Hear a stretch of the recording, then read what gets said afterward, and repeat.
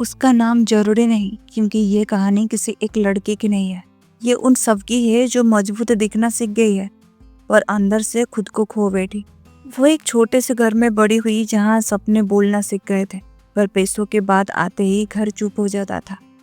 माँ और नानी दूसरों के घर बर्तन साफ करती थी और वो 80% लाकर ब्राइड कहलाती थी। पर किसी ने यह नहीं पूछा समझा भी है या बस याद कर लिया है। 12वीं के बाद जिंदगी ने विकल्प नहीं दिया, सिर्फ जिम्मेदारी दी। 25 की नौकरी, सुबह 10 से रात 10, थकान होती थी पर शर्म कभी नहीं आई, क्योंकि जब घर चलाना हो तो ईगो अपने आप पीछे रह जाती है। फिर जिंदगी में कुछ नए लोग आए, अच्छे लोग, सहारा बने। उन्होंने कहा, थोड़ा बदलो, थोड़ा कॉन्फिडेंट बनो, थोड़ा और मजबूत दिखो। और पहली बार उसे लगा शायद ये स्ट्रेंथ होती है।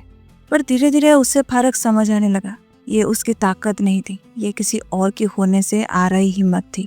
सच ये है कि किसी का प्यार, किसी का सहारा हमें मजबूत दिखाता है, मजबूत बनाता नहीं।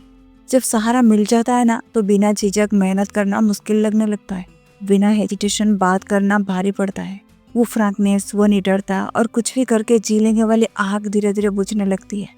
फिर एक दिन वो आईने के सामने खड़ी होती है, चेहरे पर थकान, आंखों में सवाल, और उसी पल उसे दिखता है वो अपनी जिंदगी किसी और की सुविधा के हिसाब से जी रही है। अपने सपनों को पोस्टपोन करते करते वो खुद को ही पोस्टपोन कर चुकी है। उसी खामोश पल में एक डर भी उठता है, अब क्या?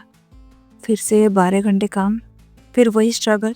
और तभी उसे समझ आता है सहारा छोड़ना मुश्किल इसीलिए लगता है क्योंकि सहारा के बाद खुद से शुरुआत करना सबसे डरावना होता है। यहीं से उसका बड़ा फैसला जन्म लेता है। कोई तालियां नहीं थी, कोई मोटिवेशनल स्पीच नहीं थी, बस एक सादा सा सच था। अगर जिंदगी जीनी है तो किसी के कंधों पर नहीं, अपने पैरों पर। वो दोबारा शुरू करती है एक ऐसे काम के साथ जहां हर दिन अजनबियों से बात करना पड़ती है, जहां हर ना को खुद झेलना पड़ता है, जहां आत्मविश्वास उधार में नहीं मिलता। हाथ कभी कभी काम जाते हैं, पर आवाज अब नहीं कामती। वो अब कुछ बेचने नहीं जाती, वो खुद को वापस पाने जाती है।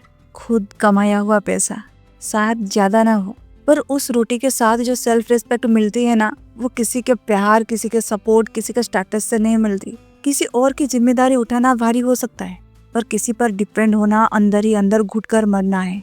एक ऐसी घुटन जिसे तुम किसी से शेयर भी नहीं कर पाते। ये कहानी स्ट्रगल की नहीं है, ये कहानी उस लड़की की है जो सहारे ढूंढते ढूंढते खुद को खो बैठी थी और अब खुद को ढूंढने के रास्ते पर है। शायद तुम उसे जानते नहीं, पर अगर ये सुनकर तुम्हारा दिल थोड़ी देर के लिए रुका है, तो मुमकिन है वो तुम ही हो।